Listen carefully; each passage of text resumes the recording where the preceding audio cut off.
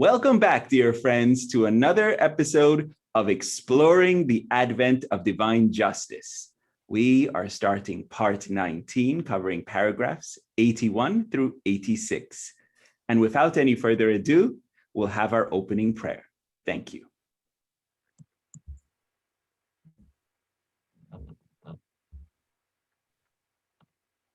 O thou kind Lord, O thou who art generous and merciful, we are servants of thy threshold and are gathered beneath the sheltering shadow of thy divine unity.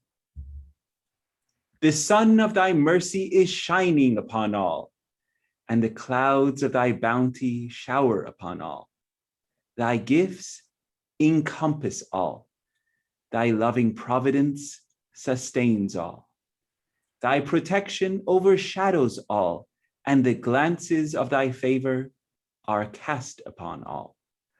O Lord, grant thine infinite bestowals, and let the light of thy guidance shine. Illumine the eyes, gladden the hearts with abiding joy. Confer a new spirit upon all people, and bestow upon them eternal life. Unlock the gates of true understanding, and let the light of faith shine resplendent. Gather all people beneath the shadow of thy bounty, and cause them to unite in harmony, so that they may become as the rays of one sun, as the waves of one ocean, and as the fruit of one tree. May they drink from the same fountain. May they be refreshed by the same breeze. May they receive illumination from the same source of light. Thou art the giver, the merciful, the omnipotent. Abdul Baha.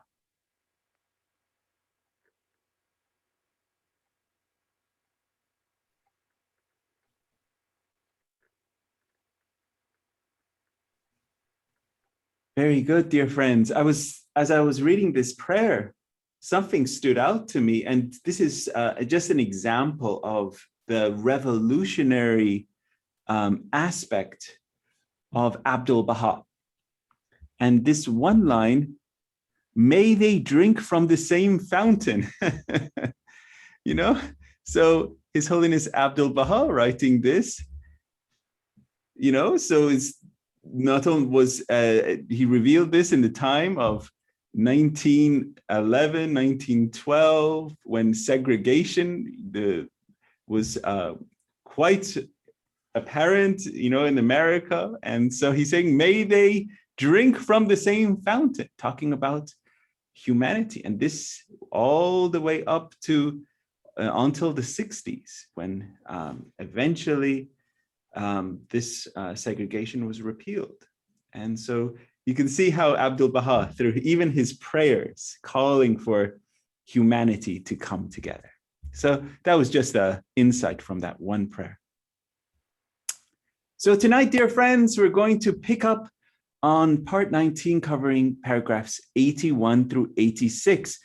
And so cool. I just love how the current letters and messages from the National Spiritual Assembly, it's literally like they're reading along with us as we're studying the Advent of Divine Justice. The recent message from the National Spiritual Assembly, Call to Action, is literally what we're going to be reading tonight.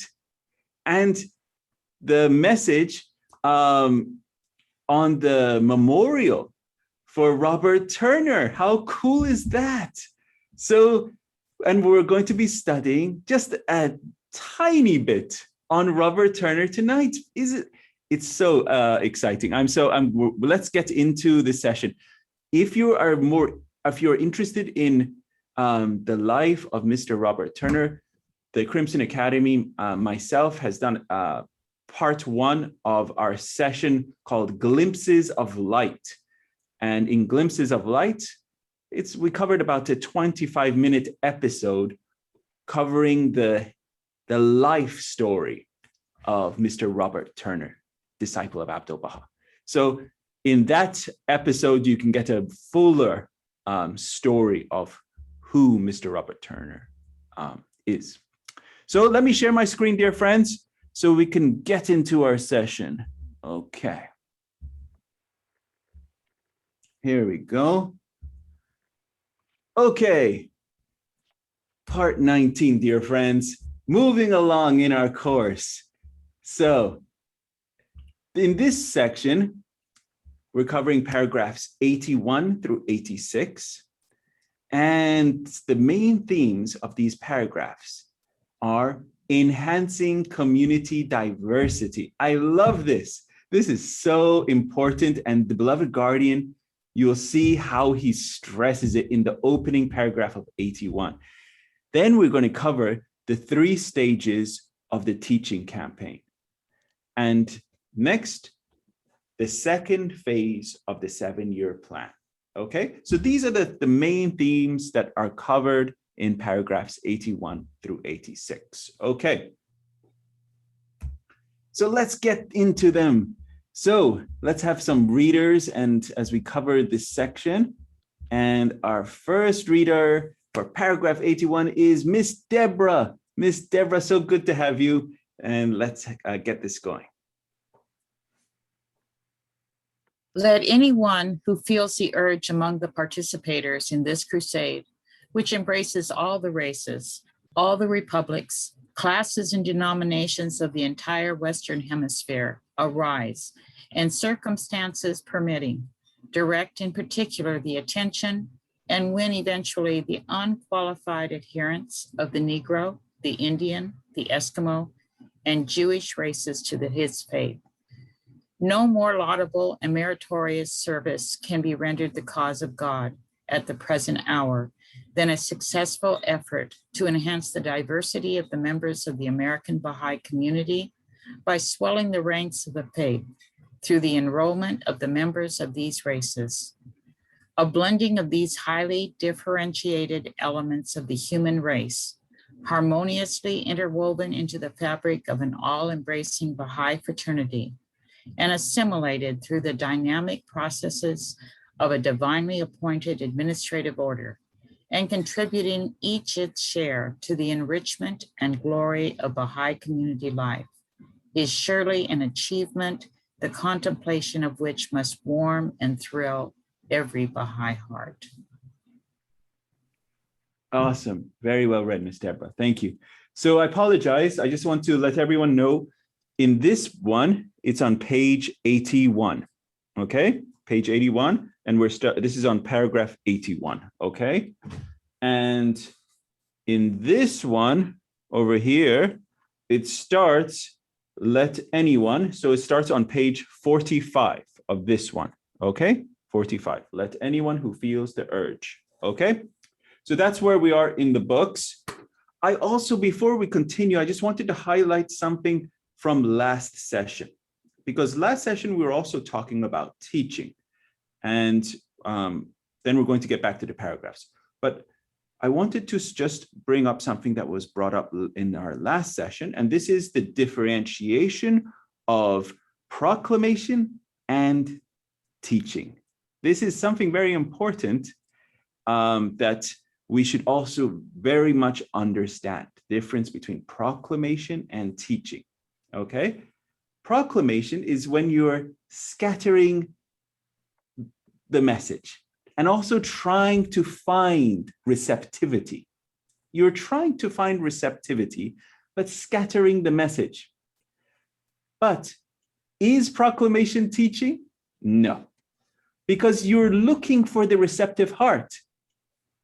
Okay, you're looking for the receptive heart. You're scattering the seeds. And if that seed takes, in the sense that they take the message and you sense that receptivity, then you invite that person to your home or to a place where you can sit them down, and over a meal, Abdu'l-Baha says, always make sure that they are fed, so that their material, their material of their body is not complaining in that sense, that they're fed, so that then they can take in the spiritual sustenance. And because teaching, this is so important, dear friends, is a heart-to-heart conversation. It cannot be out in the middle of somewhere and, and just saying, this is the first time I've ever met you, but have you ever heard of, Baha'u'llah or this or that? And then you start going into the, all the principles and teaching and everything. No, this is not that. We often sometimes mix up proclamation and teaching. And what happens is it's called sabotage. There's a word for it, actually. It's called sabotage. And sometimes we literally are fire hosing these poor new potential saplings. And they're just maybe getting the love of Baha'u'llah, getting a little bit of the faith, and they need to be nurtured and loved and presented in a space and their questions answered, but you're giving them too much. And the reality is often that is sabotage. And this happens, and I've seen it myself, and there's many times we have to understand proclamation is one thing and teaching is another thing. So I'm not in any way presenting this in a very well spoken manner. Mr. Adib Tahirzadeh, former Universal House of Justice member, he gave a wonderful talk series called Drawing Nigh to Baha'u'llah, Drawing Nigh unto Baha'u'llah. And it was 12 talks. And part 6 of this talk, it's on YouTube. You can Google it, okay? It's on YouTube. Part 6 of that talk is on teaching the cause of God, also part 7, but I'm focusing on part 6 because it stresses the gift of teaching. And also in that section, he also differentiates what proclamation is, as well as what teaching is. So this is something, yes, Ms. Deborah, you have a hand, please. So back several years when we were shortly after the clusters was formed and that type of thing, we had Anna's presentation. Yes. Where we were going door to door and presenting that. That to me was giving the hose. Right. We were giving way too much to somebody we were trying to just proclaim the cause. You're right, Miss Deborah. And this is learning mode. There's times when mistakes are made. And you're absolutely right, Miss Deborah. And the beloved guardian has advised how to approach teaching and how to do proclamation and how to endeavor in this aspect. The presentation called Anna's presentation, it is a formula on how it covers certain things. And it is a great model, but that is all it is. Every person under this planet, we should be able to have that heart-to-heart conversation. There's some themes in Anna's presentation that are universal. But also, we also have to read the heart of that person. There's some things that are unique to that person, and that should come across. Our presentation of the faith shouldn't be a formula. It should be a heart-to-heart conversation. And so this is in the aspect of teaching, but in the sense of proclamation, we should be searching for souls that have that level of receptivity. When we enter into the world, there was a wonderful soul last time. I don't know if she's with us this session. And she was mentioning that she was always looking for individuals with receptivity to share the message with. And once you connect and see this person might be interested in the message, then that person gets invited into a space for teaching the cause of God. So this is, But teaching the cause of God is a very personal, very loving, very momentous, actually, occasion.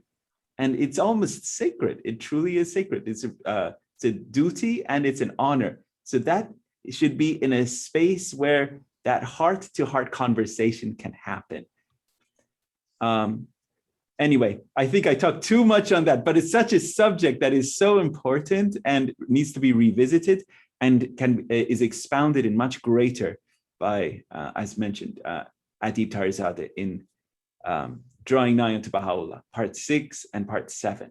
So anyway, let's get back into the Advent. That was a tangent, but this paragraph 81 now is stressing the importance of embracing diversity into our community. So let us get into next paragraph and finish these paragraphs.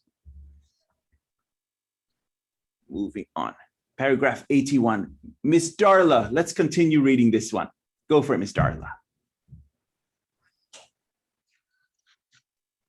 Consider the flowers of a garden, Abdu'l-Baha has written.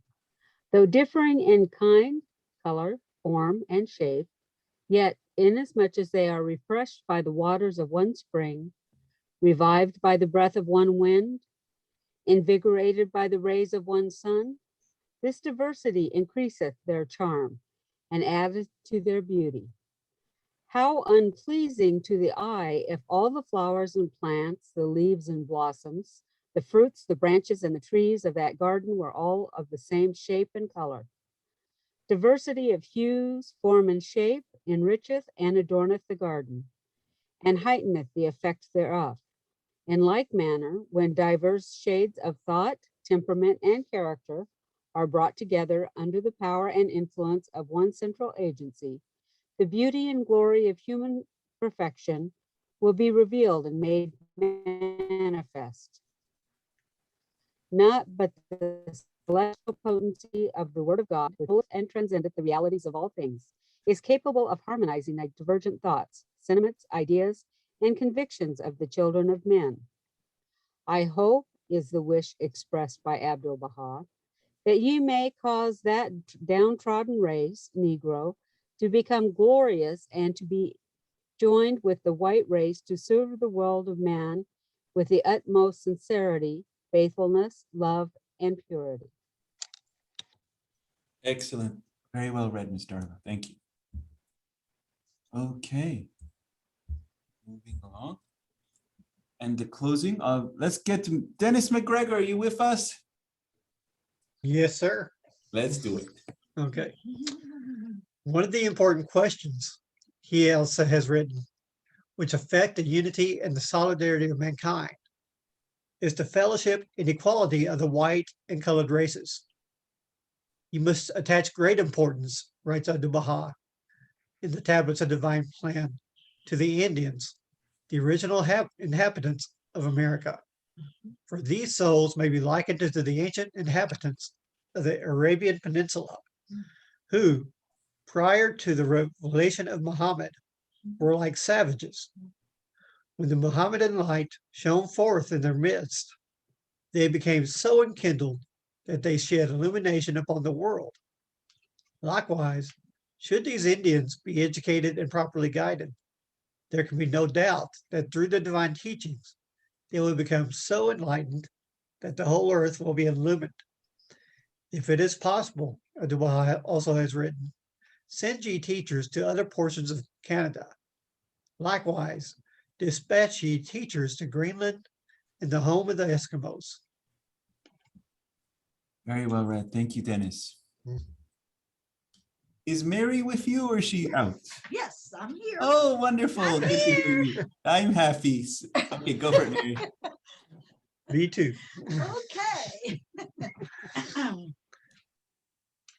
God willing, he further has written in those same tablets, the call of the kingdom may reach the ears of the Eskimos. Should you display an effort so that the fragrances of God may be diffused among the Eskimos, its effect will be very great and far-reaching. Praise be to God, writes Abdu'l-Baha, that whatsoever have been announced in the blessed tablets unto the Israelites, and the things explicitly written in the letters of Abdu'l-Baha are all being fulfilled. Some have come to pass, others will be revealed in the future. The ancient beauty have in his sacred tablets explicitly written that the day of their abasement is over. His bounty will overshadow them, and that this race will day by day progress and be delivered from its age-long obscurity and degradation. Yah Baha'u'llah Pa. Oh, beautiful. Very well read, Miss Mary. Thank you. Okay, Miss Donna, you're up, Miss Donna. Go for it. Let those who are holding administrative positions in their capacities as members of either the National Spiritual Assembly or of the national, the regional, or local teaching committees continually bear in mind the vital and urgent necessity of ensuring within as short a time as possible the formation and the few remaining states of the North American Republic and the provinces of the Dominion of Canada of groups, however small and rudimentary, and of providing every facility within their power to enable these newly formed nuclei to evolve swiftly along sound lines into properly functioning, self-sufficient, and recognized assemblies. To the laying of such foundations, the erections of such outposts, a work admittedly arduous, yet sorely needed and highly inspiring, the individual members of the American Baha'i community must lend their unstinted, continual, and enthusiastic support. Wise as may be the measures which their elected representatives may devise, however practical and well-conceived the plans they formulate, such measures and plans can never yield any satisfactory results unless a sufficient number of pioneers have determined to make the necessary sacrifices and to volunteer to carry these projects into effect. Excellently read, Miss Donna. Some hard words in this paragraph. Thank you. Did well. I'll read this one. To implant once and for all the banner of Baha'u'llah in the heart of these virgin territories, to erect the structural basis of his administrative order in their cities and villages, and to establish a firm and permanent anchorage for its institutions in the minds and hearts of their inhabitants, constitute, I firmly believe, the first and most significant step in the successive stages through which the teaching campaign inaugurated under the 7-year plan must pass. Whereas the external ornamentation of the Mashal Askar under this same plan has now entered the final phase in its development, the teaching campaign is still in its initial stages and is far from having extended effectively its ramifications to either these virgin territories or to those republics that are situated in the South American continent. The effort required is prodigious. The conditions under which these preliminary establishments are to be made are often unattractive and unfavorable. The workers who are in a position to undertake such tasks limited, and the resources they can command meager and inadequate.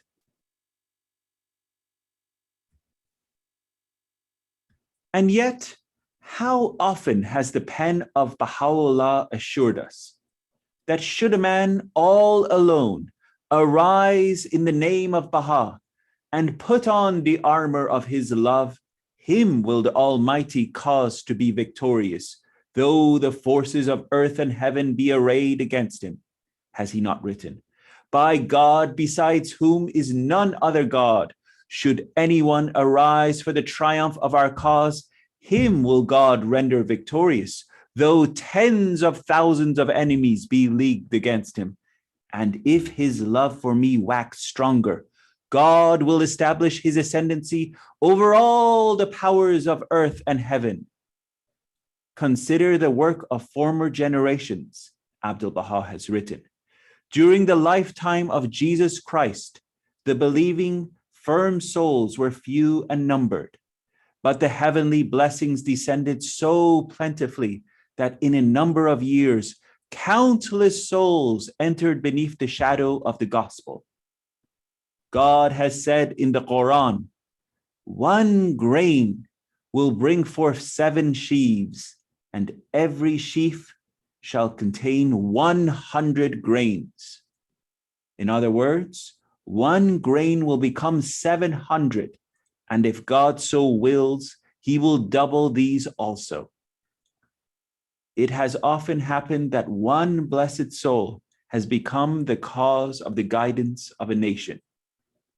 Now we must not consider our ability and capacity.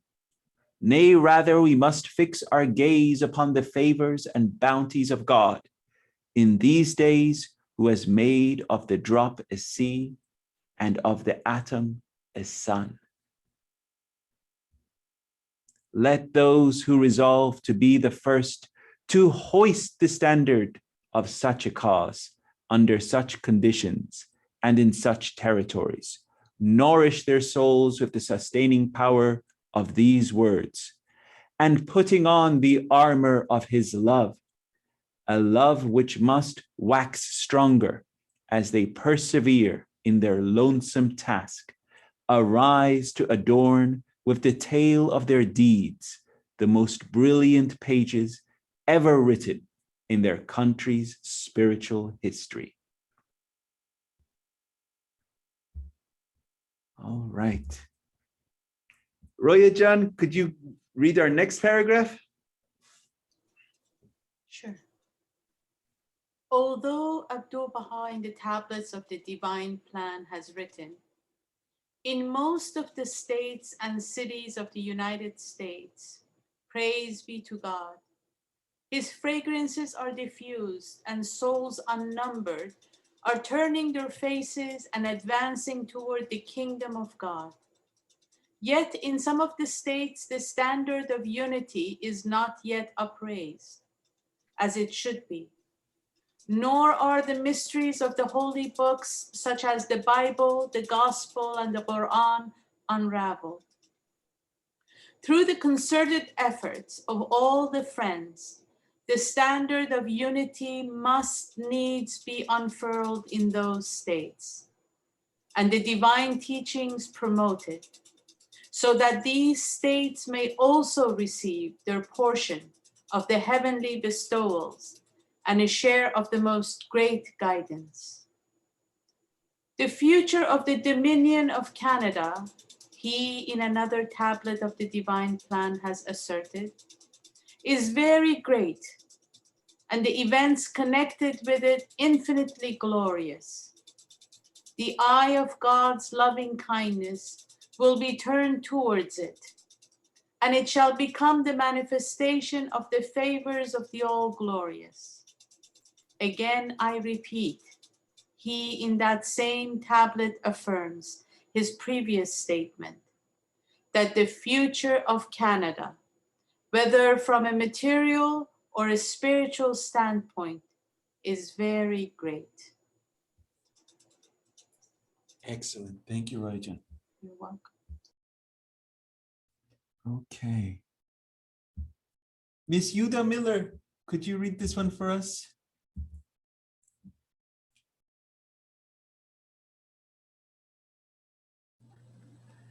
No sooner is the initial step taken, involving as it does the formation of at least one nucleus in each of these virgin states and provinces in North American continent, that the machinery for tremendous intensification of Baha'i concerted effort must be set in motion, the purpose of which should be the reinforcement of the noble exertions which only a few isolated believers are now making for the awakening of the nations of Latin America to the call of Baha'u'llah. Not until this second phase of teaching campaign under the 7-year plan has been entered can the campaign be regarded as fully launched, or the plan itself as having attained the most decisive stage in its evolution.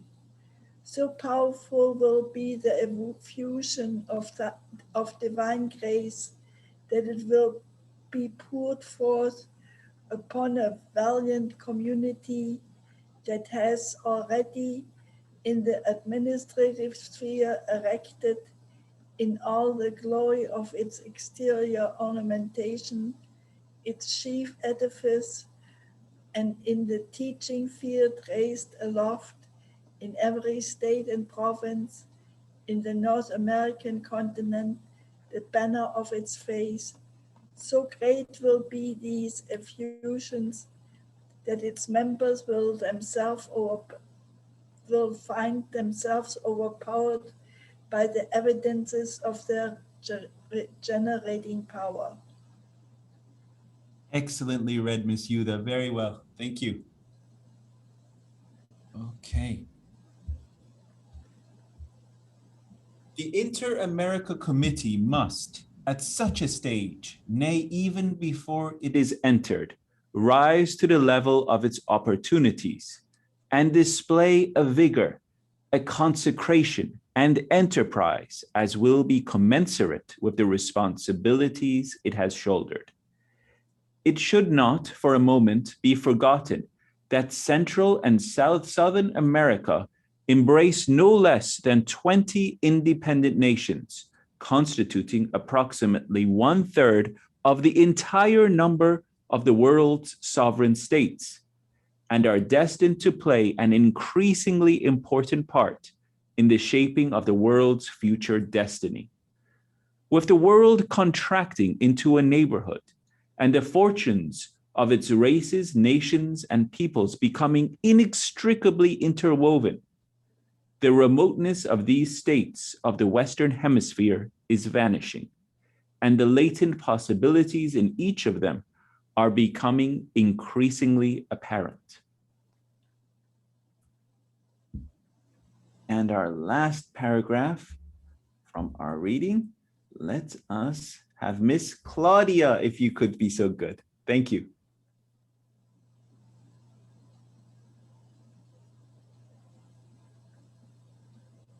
Don't forget to unmute yourself. Thank you, Miss Claudia. Help some, it will help.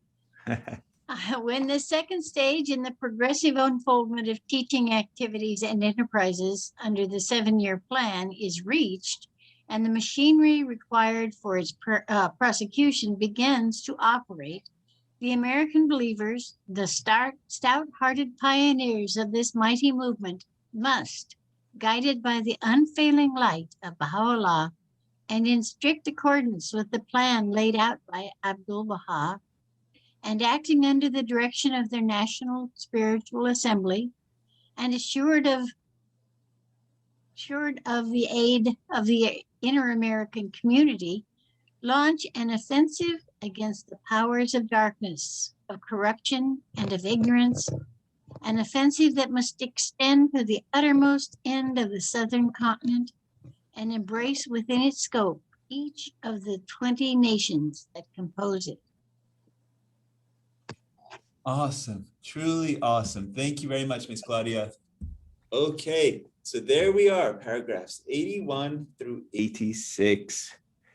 So paragraph 81 was a long paragraph. You see this? And in paragraph 81, the beloved guardian is now laying out his ordinance in a sense. This is his command. That it says, let anyone who feels the urge among the participators in this crusade. And what crusade are we talking about? It's the double crusade, right? So he's saying anyone that wants to endeavor in the sense to be a Baha'i, what did he have to do? Which embraces all the races, all the republics, the classes, the denominations of the entire Western Hemisphere. Do what? They need to arise and, circumstances permitting, direct in particular the attention and win eventually the unqualified adherence of the Negroes, the Indians, the Eskimos, and the Jewish races of the faith. So we got to go teach these specific populations. Then this amazing line comes in. This is from the beloved guardian. What does he say? He says, no more laudable and meritorious service can be rendered the cause of God at the present hour than a successful effort to enhance the diversity of the members of the American Baha'i community by swelling the ranks of the faith through the enrollment of the members of these races. No more laudable and meritorious service can be done. This is what the beloved guardian is saying. We have to focus on specifically teaching African Americans, Native Americans, specifically the Eskimo populations and the Jewish races. This is what he is calling for. So we have to have heart-to-heart conversations with these people. They have to become our immediate and friends.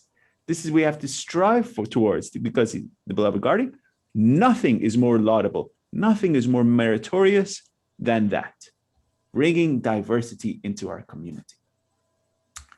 Then the beloved guardian talks about the diversity, quoting Abdul Baha, flowers of one garden. How much we have heard of this.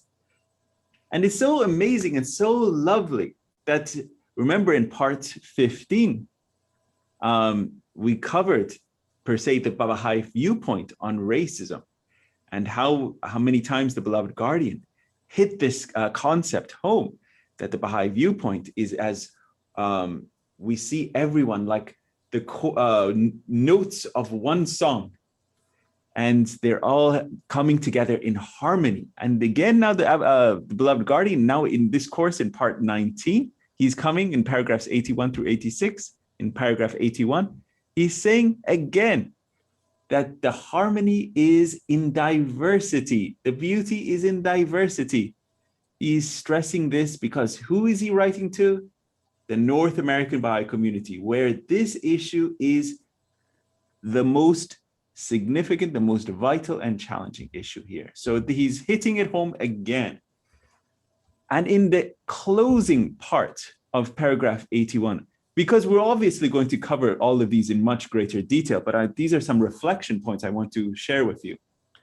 This was interesting to me when I read this, where it says, you must attach great importance, this is from Abdul Baha in the Tablets of the Divine Plan, to the Indians, the original inhabitants of America, for these souls may be likened unto the ancient inhabitants of the Arabian Peninsula, who prior to the revelation of Muhammad were like savages.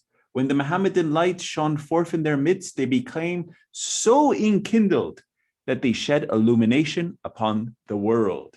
And remember, I believe it was in part, I think it was in an early part, one of part 7 or so, we covered how the early history of Islam and in the early pre-Arabian history of Islam, pre-Islam, the Arabian tribes were practicing what's Jahilillah. I'm terrible at pronouncing that, but it was where they were just warring tribes and fighting constantly, and their aspect of even burying of their girls alive. So this is the savagery that His Holiness Abdul Baha is comparing and saying that the Native Americans in essence are very similar to he's comparing them to this pre-Arabian peninsula. But he says, if the light appears, when the Mohammedan light shone forth in their midst, they became so enkindled. So when the light of that revelation touches the hearts, the pure hearts of the Native Americans, what happens? The pure hearts of the Native Americans will shed illumination upon the whole world. They are like mirrors.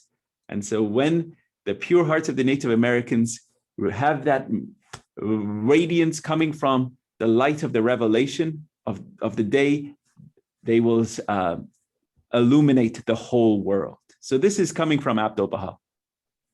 And again, he stresses, teach the Eskimos, go to Canada, go to Greenland. And here, how he constantly says, go teach the Eskimos. I love this. This is so, that he's really focusing on every population, the Native Americans, the Eskimos. And it's literally like the divine sending off his love to every population. And he's saying, go, I love you, go. And I want you to have the love of Baha'u'llah. And he go and be in my army. I want to focus on that. And then he goes and says, I love you and I want you to. And it's just the love of Baha'u'llah and love of Abdu'l-Baha pouring out to every one of his children. So then in the next paragraphs, 82 through 86, now this is literally like a Rezvan message to me. This is like the Beloved Guardian's Rezvan message. And he's giving his updated call. And he's saying, now, you've done very good so far in your first part of the 7-year plan. But there's also another part of the 7-year plan, and that is go to all the republics in South America. Go forth and pioneer. So this is the second part of the 7-year plan, and he is now outlaying and encouraging and calling the friends to go forth and do it. So this is the extracts: to implant once and for all the banner of Baha'u'llah in the heart of these virgin territories, erect the structural basis of the administrative order in their cities, namely the spiritual assemblies, and to establish a firm and a permanent anchorage of its institutions in the minds and hearts of the people. So he's calling forth and saying, go forth and teach, go to these South American countries and set up the faith. And then this long paragraph 82, which I read, and it says, if you go forth, that was so cool. If you go forth, the assistance comes to your aid. If you open your mouth and arise in the name of Baha and put on the armor of his love, the Almighty will cause you to be victorious. These paragraphs, dear friends, should come to your mind and give you energies. And how awesome is this at the last part of this extract? It says, reminds me of the extract from the tablet in the tablets of the divine plan, the prayer for the southern states. It says, from changing a drop into an ocean and a gnat into an eagle. So it says, who has made of the drop a sea and of the atom a sun. So it's that aspect of transformation, the power of the divine confirmations, the power of the energies in this day and age, that if you have faith, if you go forth, if you arise and do as his will is, he will give you that energies and he will create that transformation and power within you to be, as you were a drop, now you're an ocean. If you were an atom and now you are a sun. So this is paragraph 82. We read this, and then it's now more going into the aspects of going forth, go forth to these areas. And this was a very amazing paragraph talking about the future destiny of Canada. This was so cool. And now we're reading also and learning more about, my God, what has happened in Canada. And unless you're somewhat of a historian and a scholar knowing what has been going on, but now it's coming out in the sense of, first there was the Kamloops genocide. It was truly a systematic genocide, not to mince words, that's what it was, of the Native American population. It started off as a cultural genocide, and to really take out the Indian out of the Native Americans. It was started off as a cultural genocide. But then there were like the cruelty, the savagery, the barbarism, the inhumanity. They were literally killing the population through their abuses, whether it was sexual, whether it was physical, and whether it was malnutrition or starvation. Or this is a subject that we all should study up on. And there's many wonderful films and documentaries, because this is also our history as North American Baha'is. But seeing that backstory in the sense of what has happened in Canada, and now reading the last line here, that the future of Canada, whether from a material or spiritual standpoint, is very great. You see this? We see that really what has happened and the destiny of what is Canada. And I truly believe that the beloved guardian knew who he was writing the letter to. In the sense, America and Canada, two countries that were truly in the, per se, the pits of racism, savagery, genocide. I mean, the more you study the history of the oppression of Native Americans, you lose sleep. You lose sleep.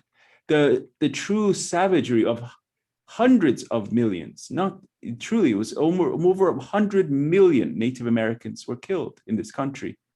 And it was so systematic of how they did it. They wiped out the population of their food source, their buffalo. They used biological weapon in the sense of smallpox and influenza and put it into their clothes and traded it and killed them off.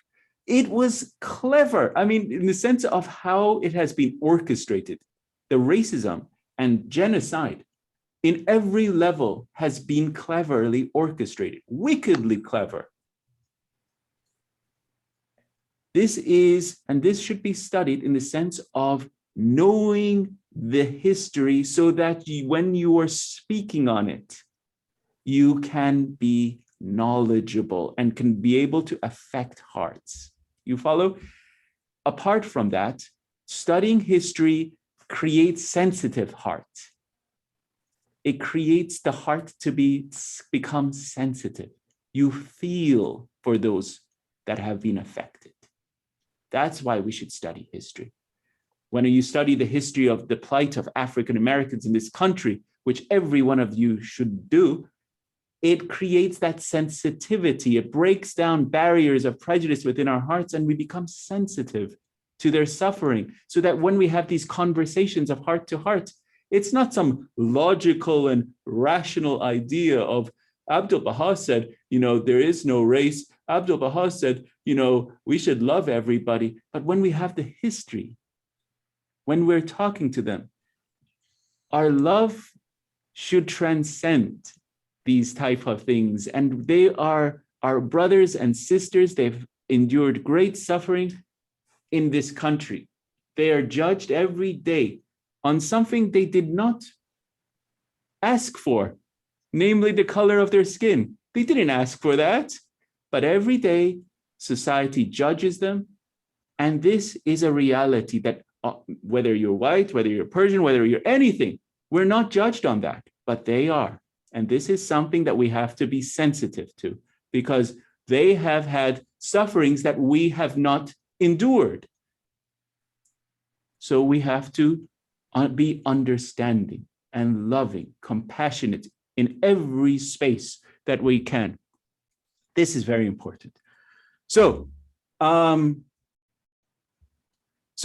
carrying on, dear friends, paragraph 84, talking about this tremendous intensity.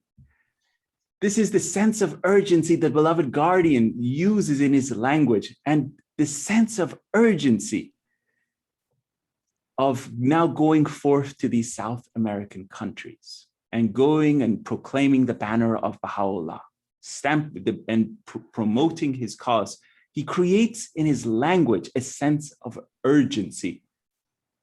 And so this was these paragraphs. Then paragraph 85, he talks about this new committee, Inter-America Committee. There's no more Inter-America Committee. This was a committee for during that period of time where it was for the two continents, the South America and the North America. It was a committee to establish teaching and pioneering work. So we'll have slides talking about that. So an Inter-America Committee was established because there was 20 nations that the goals needed to be won. So this was talking about the second 7-year plan. Okay, so now let's getting into our paragraphs. Ready, friends? Okay, paragraphs 81 through 86. And in these paragraphs, the beloved guardian explains how the American Baha'i community should open the virgin territories in North, Central, and South America to the faith. The beloved guardian Shoghi Effendi also emphasizes the importance of increasing the diversity of the American community, supporting groups formed in different parts of North America to assist them to achieve administrative maturity and opening virgin territories in Latin America. So, dear friends, this is just one of the many, many, many reasons that to invite these populations into our cause, administrative maturity. Because remember, every population has a gift, a gift. And when that gift enters into our communities, that gift, not only, as Abdul Baha said, the flowers of the garden, but that gift enters into all spaces. It changes the conversations, the consultations emerge differently, the dynamism of a community increases. So these are things that Abdul Baha, the beloved guardian, is saying, invite, teach. And how I love paragraph 81, he says, this should be the first and foremost thing that should be on the plate of the Baha'is, increasing and enhancing community diversity. So let us now get into the major points of these paragraphs. Everyone ready? Let's do this.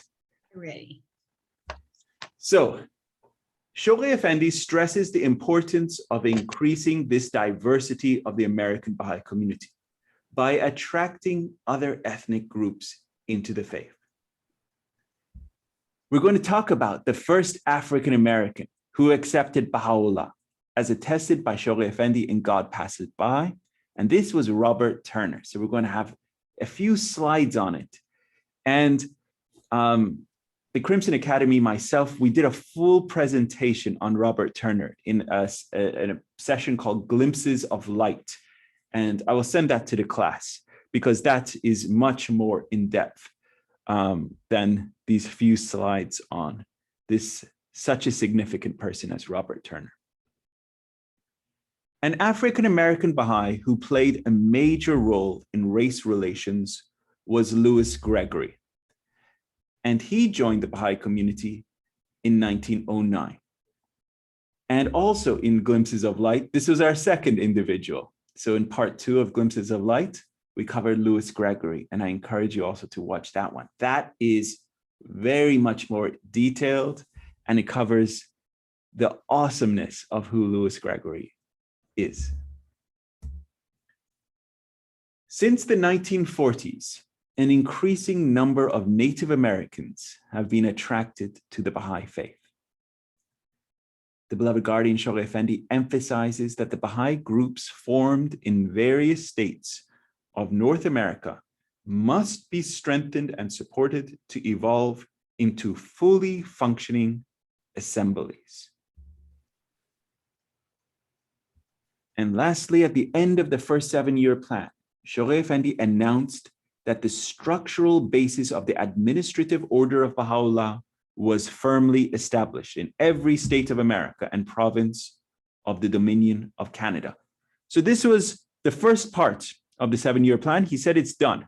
So now let's focus on the second phase of the 7-year plan, namely with the awakening of the nations of Latin America to the call of Baha'u'llah. All right, excellent. Now let us have our next reader. Always love hearing Miss Mary. Mary, you're up. Go for it.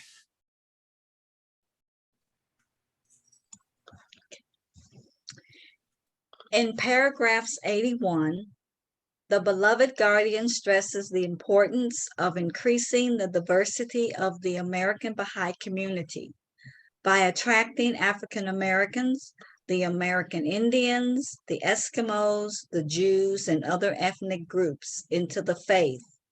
Shoghi Effendi considers the blending of such diverse groups of people into the Baha'i community and assimilating them in the Baha'i administrative order as a major achievement.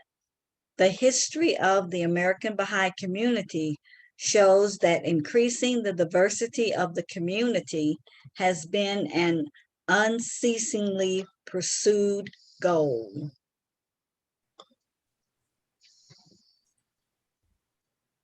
So this is a goal of the Baha'i community, but at times, many parts of the community has lost focus on it. And this needs to be a constant goal, focusing on these populations. And even now, at this very point, at this very time, our National Spiritual Assembly is reminding us of this very goal. Immigration has been a major factor in enhancing the diversity of the Baha'i community. During the Vietnam War, ethnic Chinese and I'm going for Hmong people. I think it's pronounced Hmong. Hmong people were attracted to the faith. They were among those who fled Vietnam. A big effort has been made to teach Cambodians and Laotians in refugee camps, many of whom settled in the United States. Southeast Asian Baha'is form the majority or at least a substantial minority of the communities in the cities of Portland, Oregon, and Lowell, Massachusetts. And after the Islamic Revolution in Iran, tens of thousands of Persian Baha'is had to flee Iran, and many settled in the United States. So now let us get into this gentleman. This is an incredible, incredible individual, and I urge you also to read as much and learn as much as you can on the history of the early African-American Baha'is. And I'm going to send you to my dear class from the history of early African-American Baha'i women, which is pretty cool. So it covers individuals such as Sadie Oglesby, and covers who these people were. And so I'm going to send that to each one of you so you have that as a gift, as they say, because I want your knowledge on these individuals to increase, because each one of them rendered such great service at such a hard time in the history of the faith. And it should embolden us, encourage us, and motivate us to be a greater fire of sacrifice, love, and propelling this aspect of racial justice in our communities. And it gives you also opportunities to teach these stories in your communities. So let us get into this person.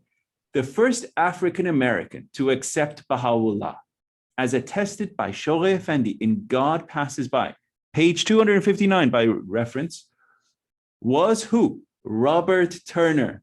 So if I ever pop quiz the class, who was he? Robert Turner, first African-American Baha'i to accept Baha'u'llah. He was born as a slave. So he was enslaved at birth. At birth, he was enslaved. This is a terrible thing. You're born into slavery in 1855. And he was freed by the 13th Amendment on 18th December, 1863. And then he worked for an early Baha'i, Mrs. Phoebe Hearst, and he was the butler. This is the picture of Robert Turner. And this is the picture. The full one is in the next slide. And this is his picture that he sent to Abdu'l-Baha. He sent this to Abdu'l-Baha, this picture, this portrait. So let's, my dear Mary McGregor, you have the honor to read this one. Go for it. I know I'm getting you to read too much, but I love hearing your voice. Go for it. That's okay. Around 1898, Robert Turner sent his photograph with a letter to Abdu'l-Baha.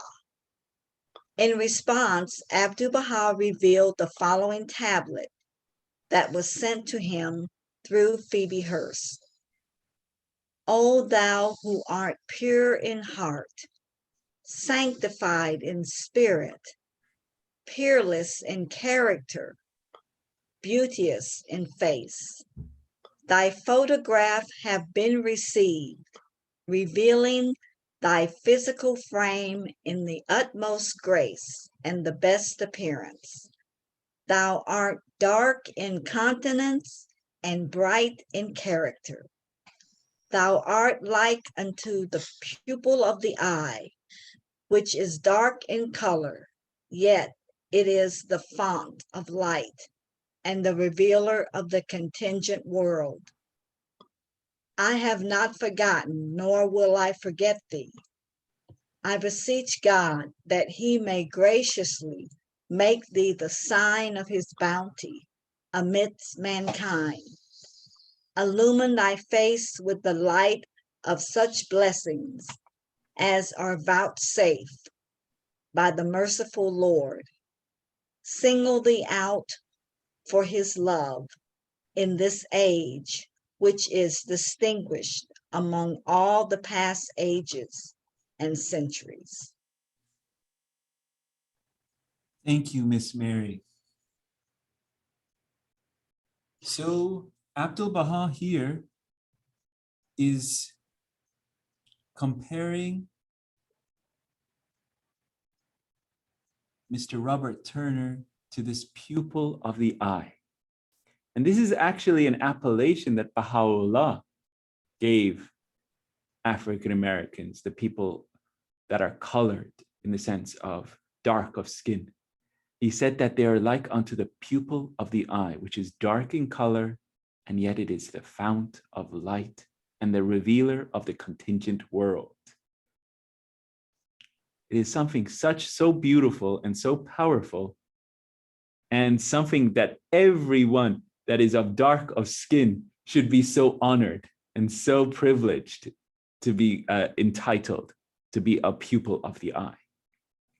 So this is something that I know many wonderful souls such as Derek Smith and Masood Olafani have given many great talks to study this, even this extract, the type pupil of the eye. Even Christopher Buck, who great historian, has studied and compiled many of the instances where from Baha'u'llah and Abdu'l-Baha and all the tablets have extracted where the term pupil of the eye came up. And he's a historian, Christopher Buck, and he made a whole presentation on it.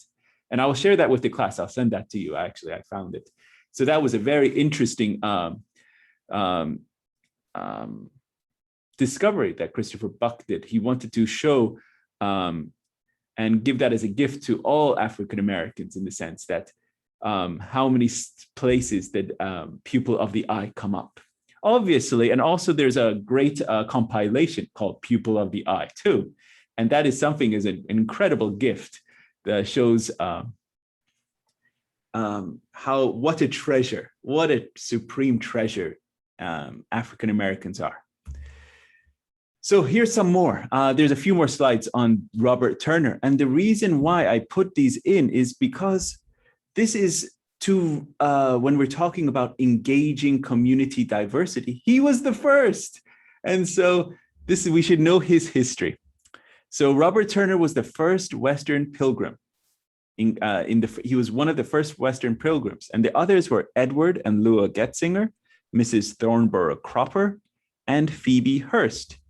And they visited Abdu'l-Baha in the Holy Land in December of 1898. And Abdu'l-Baha showed a great deal of affection and love to Robert Turner, contrary to the interracial relationship in the West at that time. The beloved Guardian has named Robert Turner as one of the 19 disciples of Abdu'l-Baha. Now, this is an incredible honor. African-American, the first African-American Baha'i, has the title Disciple of Abdu'l-Baha. This gives me such joy. And that's why you also, dear friends, should study his life as best as you can. There's not too much on his life. But so cool, in the letter that just came out, I believe a few days ago, from our dear National Spiritual Assembly, that a monument has been approved and is going to be erected on the grave of Robert Turner, this disciple of Abdu'l-Baha, and it is the approved design is by Masood Olafani, a great African American, and the design will be made known to the whole community very soon. So this is something that is a gift to the community, and they're currently fundraising for the proceeds for that. So Robert Turner opened the way for African Americans, particularly women, to enroll in the faith. And amongst the most prominent was this lady called Mrs. Susie C. Stewart, and she accepted the faith in 1911. And she was one of the first African-American Baha'is involved in raising funds for building the Baha'i House of Worship in Wilmette, Illinois. Isn't that cool? One of the first ladies ever to fundraise for the House of Worship was an African-American woman. Shows the connection, the pure-heartedness of African-Americans, that they were one of the first to fundraise for the House of Worship in Wilmette, Illinois. Now we're coming to another beautiful soul. This person is Louis Gregory. Okay, let me get one of my other dear friends. Miss Donna, are you here, Miss Donna? Yes, I am. I love it. Go for it, Miss Donna. An African-American Baha'i who played a major role in race relations was Louis Gregory, who joined the Baha'i community in 1909. Soon after accepting the faith, he confronted the racial segregation in the Washington D.C. Baha'i community. He wrote to His Holiness Abdu'l-Baha. At the same time, in response, Abdu'l-Baha wrote back, "I hope that thou mayest become the means whereby the white and the colored people shall close their eyes to racial differences and behold the reality of humanity." Louis Gregory dedicated his life to serving the faith as an administrator, teacher, and promoter of race amity for decades. Beautifully read. This is a soul that needs to be studied and studied and studied and emulated and emulated and emulated. So this was our second individual that we covered in our Crimson Academy session, Glimpses of Light. It's on YouTube. So you can just Google on YouTube, search for Glimpses of Light, Louis Gregory. And I covered this in a glimpse of the life of Louis Gregory, because he is an individual that truly needs to be studied and his example needs to be put into action. At a time when Southern American society was systematically pursuing segregation between Black and white through Jim Crow laws, the Baha'i community started race amity conferences and conventions to engender a change in race relations. Abdu'l-Baha began the process by instructing Agnes S. Parsons on her second pilgrimage to Haifa in 1920 to arrange a convention for unity between the white and colored people. And on her return, Agnes Parsons formed an ad hoc race amity convention committee. The first race amity convention was held on the 19th to the 21st of May, 1921 at the old First Congregational Church in Washington, D.C., under the title Convention for Amity Between the Colored and White Races based on Heavenly Teachings. Over 1,500 people attended the convention. And this is where it was held. Quite a historic event. Here's another incredible soul, Elaine Locke. This is another individual that needs to be studied. Elaine Locke served as the session chair on Friday evening, May 21st. The Howard University Chorus performed, and Joseph Douglas, the grandson of abolitionist Frederick Douglass, performed on the violin. Isn't that cool? The grandson of Frederick Douglass performed at Howard University when this was all the first session here. Shortly after the success of the first Race Amity Conference, this resulted in further Race Amity conferences from 1921 to 1936.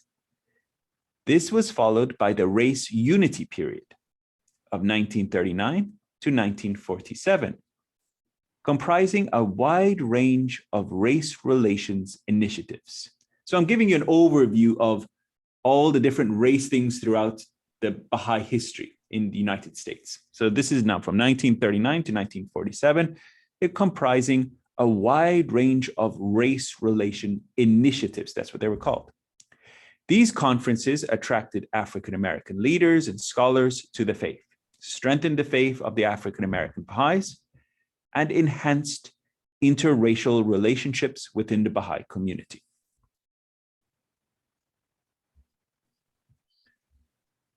Excuse me. So the second Race Amity Convention was held in December 5th through the 6th, 1921. It was held at the Central High School Auditorium in Springfield, Massachusetts. And an estimated 1,200 people participated in this one. And Elaine Locke participated in the planning, but was not in attendance at this particular conference. And this was this conference.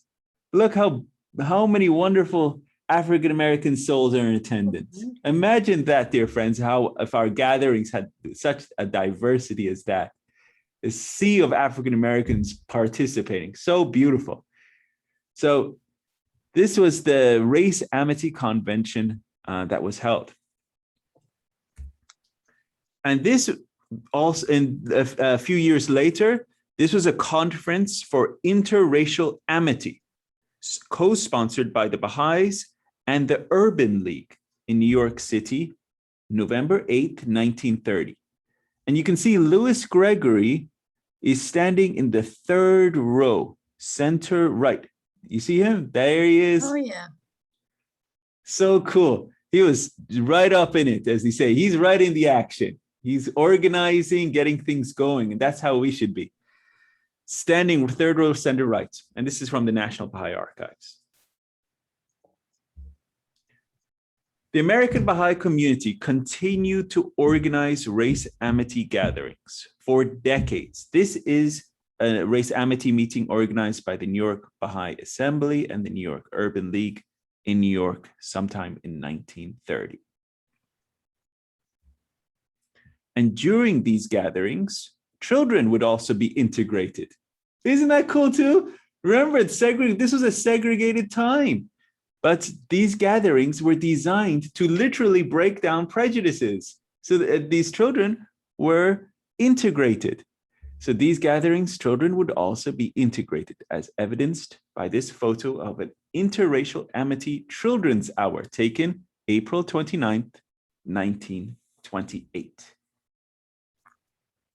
So this is how the Baha'i community was truly trying to work on race amity. Okay.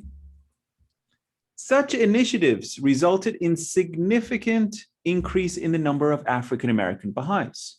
There were only 2 African-American Baha'is in 1899. However, membership grew to 5% of the community by 1936, and this number rose to around 30% of the community, of the American Baha'i community, in early 1970s. So 30% of the Baha'i community was African-American. Can you believe that? What happened? And this is when the faith was taught to the rural populations, especially in South Carolina. And this is pictures Baha'is from hours away. They're converging in Durham, North Carolina in a follow-up to the Arise People of the Eye conference. And if any of you know Bob James, wonderful soul. So this was just a follow-up gathering after that incredible Arise conference. So now we go to the other community that is so highly stressed by the beloved guardian, Native Americans. This is it. Let me check my time, make sure I'm on board. 8:23, we got 7 minutes, so we'll cover this one. As highlighted by the beloved guardian in paragraph 81, His Holiness Abdul Baha highlights the significance of the Native Americans in spiritualizing the inhabitants of the world in the tablets of the divine plan. He states, attach great importance to the indigenous population of America, for these souls may be likened unto the ancient inhabitants of the Arabian Peninsula, who prior to the mission of Muhammad were like unto savages. But when the light of Muhammad shone forth in their midst, however, they became so radiant as to illumine the world. Likewise, these Indians, should they be educated and guided, there can be no doubt that they will become so illumined as to enlighten the whole world. Wow. Native Americans are awesome. I love that. What an incredible, when the gifts of the Baha'u'llah's revelation and they have the privilege of education, when that reaches them, the purity of their heart, they will illumine the whole world. This is the powers of the indigenous population, the Native Americans. This is from Abdul Baha. Hey, Tablets. San, how big is the Native American population? How big is the Native American population? Yeah, That's a great question. Honestly, I don't know the numbers off the top of my head. But I could look it up and send you the numbers as a class. But there's also many different groups. And so they're not from the Cherokees to the Pawnees to the Apaches.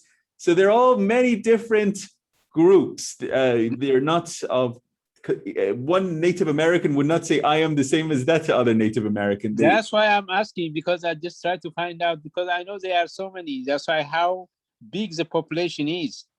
It's a great question, dear.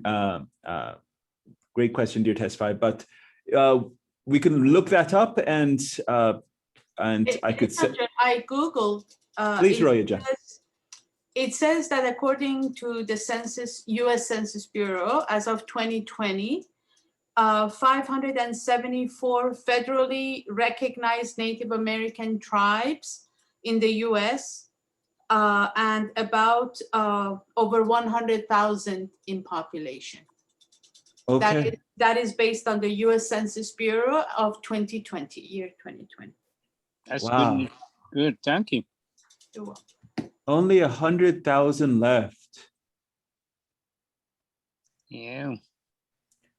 when there was hundreds of millions in this country, you know? This is the reality. Here first.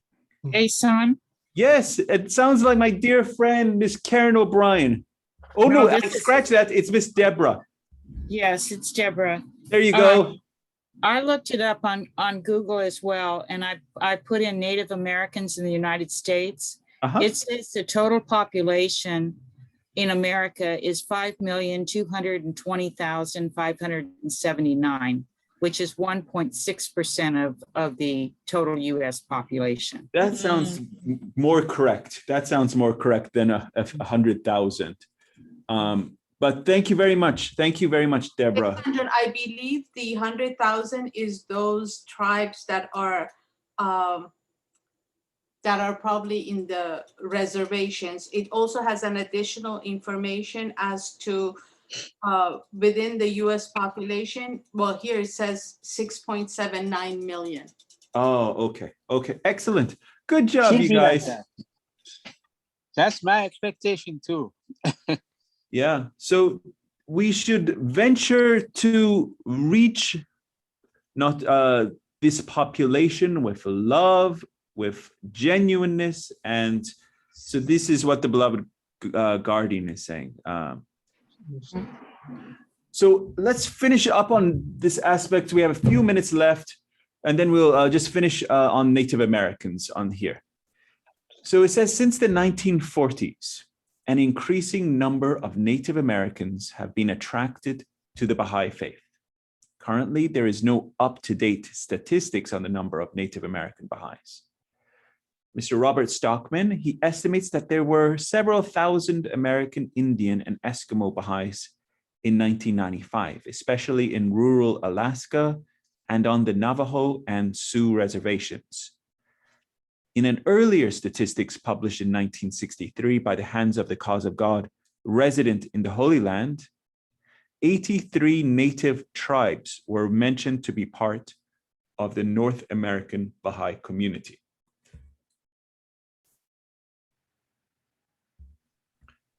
There have been various initiatives to further develop Native American Baha'i Institute that was established in 1980 as a center of Baha'i learning, also called NABI. I don't know if any one of you have visited it. It's pretty awesome.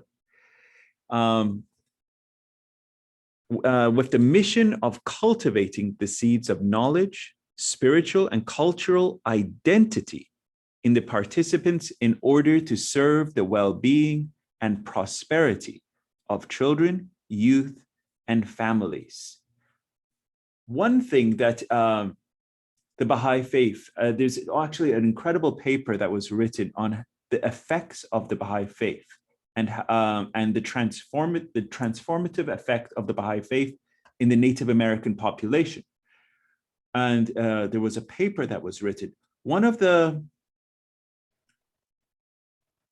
terrible effects of white culture that when it infiltrated into the Native American population was alcoholism. And so what happened is in several tribes, more than 90% of the inhabitants started to drink, and alcoholism and premature death and suicide, and these things were increasingly alarming. And so what happened was, when the faith started to emerge in these different populations, what happened was, not only did the inhabitants stop drinking, that the rate of death, the rate of community thriving, the level of the community transformation and thriving completely changed. There was such high unemployment before. That changed. The focus of divorce, that changed. The focus of embracing white culture and ignoring their own traditions, that changed, because as Baha'is, we love and embrace the culture of, so there was an incredible shift in the understanding of the population. And so there was some, I'll send, when I come across that study, I'll send that to the class, because that was also a beautiful insight in how the faith can transform a community.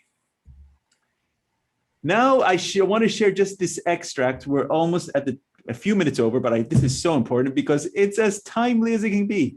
So this is coming from the letter from the National Spiritual Assembly, Call to Action. And this is just, I snippeted 2 sections from it. So I'm going to read this. This is from the National Spiritual Assembly of the Baha'is of the United States. It says, "We affirm once again the vital necessity of teaching African Americans and indigenous peoples, groups whose capabilities and ultimately indispensable contributions to the advancement of this cause have been attested to in the writings of our faith. Of people of African descent," Abdu'l-Baha stated, "Baha'u'llah once compared the colored people to the black pupil of the eye, surrounded by the white. In this black pupil, you see the reflection of that which is before it, and through it, the light of the spirit shines forth. About the indigenous peoples of the American continent, we find the following in one of the master's tablets of the divine plan. Attach great importance to the indigenous population of America. Should they be educated and guided, there can be no doubt that they will become so illumined as to enlighten the whole world." And this longer extract, I want my dear friend, Mr. Dennis McGregor read, and then we will close for the evening. Go for it, Dennis. Okay. Although teaching is incumbent on all believers without restriction, it is crucial that, in particular, the African American and indigenous believers of this country arise and take their rightful place at the forefront of this work. Further, we must not fail to call for the contributions of the vast and diverse immigrant populations that have come to these shores in recent decades and demonstrated a great receptivity to the teachings of the Baha'i faith. The services of these souls, together with their African American and indigenous brothers and sisters, will be instrumental to the growth and development of a truly just, inclusive, and unified society in this land. Their success will depend in part on the loving encouragement they initially receive from their fellow believers, as well as from the institutions of the faith at every level. We recall the statement of the beloved guardian in the Advent of Divine Justice. In what? I didn't hear. What book are we reading? Could it be the Advent of Divine Justice? I love it. It's very possible. As relevant today as when it was first penned more than 80 years ago. No more laudable and meritorious service can be rendered the cause of God at the present hour than a successful effort to enhance the diversity of the members of the American Baha'i community by swelling the ranks of the faith through the enrollment of the members of these races. A blending of these highly differentiated elements of the human race, harmoniously interwoven into the fabric of an all-embracing Baha'i fraternity, and assimilated through the dynamic processes of a divinely appointed administrative order, and contributing each its share to the enrichment and glory of Baha'i community life, is surely an achievement, the contemplation of which must warm and thrill every Baha'i heart. So there you are, dear Dennis. Now you know that comes from paragraph 81, right there, because we just read that. And so this is our mandate to focus on enhancing community diversity, Native Americans as well as African Americans. And how do we do this? By working on ourselves, First, in our rectitude of conduct, our chaste and holy life, and especially working on our freedom from racial prejudices. We have to work on ourselves. And then we have to work on our aspects of our knowledge, understanding, and especially knowledge of these populations. We cannot go and say, hey, I want to go and start teaching African Americans, and you don't know anything to connect to African Americans. You might go in there with preconceived ideas and notions and have prejudices already because you haven't worked on your freedom from racial prejudices, and just go in and you start fumbling around and you might hurt a soul. And that is oftentimes what might happen. And we have to first work on ourselves. So our language, our speech, our love, because these are love conversations. And that is how we should approach this, because this is our mandate, dear friends. This is our spiritual mandate. And even this is from our National Spiritual Assembly. He's saying this is as relevant today as it was penned 80 years ago. So this whole study that we're doing is as relevant today as it was penned 80 years ago. And this just came out a few days ago, so cannot be more relevant. So dear friends, without any further ado, we're going to let us close there. And I hope you enjoyed tonight's May I give session. you one comment before you Please, close? my dear Tesfaye, I would love to hear your comment. Go for it. Yeah, this is a very important comment that I'm going to make now, because whatever method of form of teaching you have to use, there is a way. The best way is whatever you say now, and this is the best way is, when you go to the nature, take the iron you put in the fire, and then you heat it up to the maximum. And when iron is heated, then you can hammer it and to make the way you shape it, the way you like it. So teaching is like that. You have to make a friend, you have to make conversations, you have to make very close to them, and then you have to make more heat, like more love. Mm. And then you have to make it, ready. Then you have to hammer it. You have to feed them like that. So that's the best way of teaching. You have to be patient for all this. It's an excellent analogy. Thank you very much, dear Tesfaye. I also have a 2-second analogy I want to share on teaching. Teaching to me is like dancing. Some of us are just terrible dancers. And the only way to dance is you got to do it. And you got to hold your partner. And you got to feel the rhythm. And you have to be up and close to the action. And you have to feel the other heart. And sometimes, and this is very important, sometimes you have to let the other person lead. In sense, you have to be a good listener. You have to be a good listener and listen to the other heart. You see? And when you're reading the other person, you start feeling the motion of what is happening and what is happening in that conversation. So naturally, the words will emerge if for 2 things. One, you have studied and the words are up here. But if also you're connected to that person and having that reliance on him, the words will come to your mouth. And that is when the dance starts moving and you feel and you're connected to that person, and then you get swept away in love. And this, my dear friends, is just this tiny analogy on how close you have to be in the sense of teaching. You cannot teach someone from way over there. That's not dancing. That's why it's a conversation of the heart. You follow? So this is why it is so important when we teach to be real up in the person and reading their reality. Very wonderful to be with every one of you tonight. That's why Abdul Baha say bring 1 person a year, at least. Right? Yeah, because it's not easy. Teaching is our duty, and it should be our passion, our love. The beloved guardians, it should be a dominating passion. We should love it and dive into it. So without any further ado, I know it's getting late. Houston time, 8:41. So we should close off with a prayer.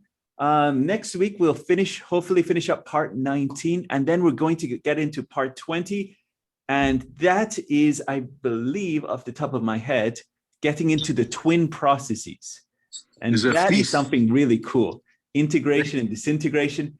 And then we're going to get into more now, something that is, in my book, something so awesome.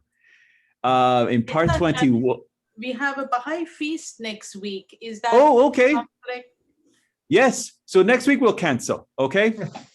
Because we cancel for two things: Baha'i holy days and feasts. So as a reminder, I'll send out a note to everyone. Next week, no class, okay? Okay, but obviously the following one it will just be shifted over. But part 21 is an incredible session. That one will cover the great ladies of the cause, because the beloved guardian says the unique thing about this dispensation, as opposed to every prior dispensation, is ladies have taken the helm. And that's something so cool. And so in part 21, it's only one line, he says that, but knowing Ehsan, I've magnified that, and I've covered a bunch of the great ladies, because I want to really show who these great ladies were that the beloved guardian was highlighting. Okay, so anyway, without any further ado, let's have a closing prayer. Anyone, please have a share. Thank you so much.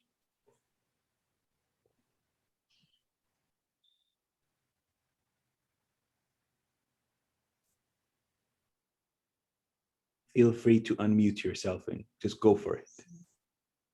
Oh God, my beloved, my heart's desire. Oh God, my beloved, my heart's desire, my heart's desire.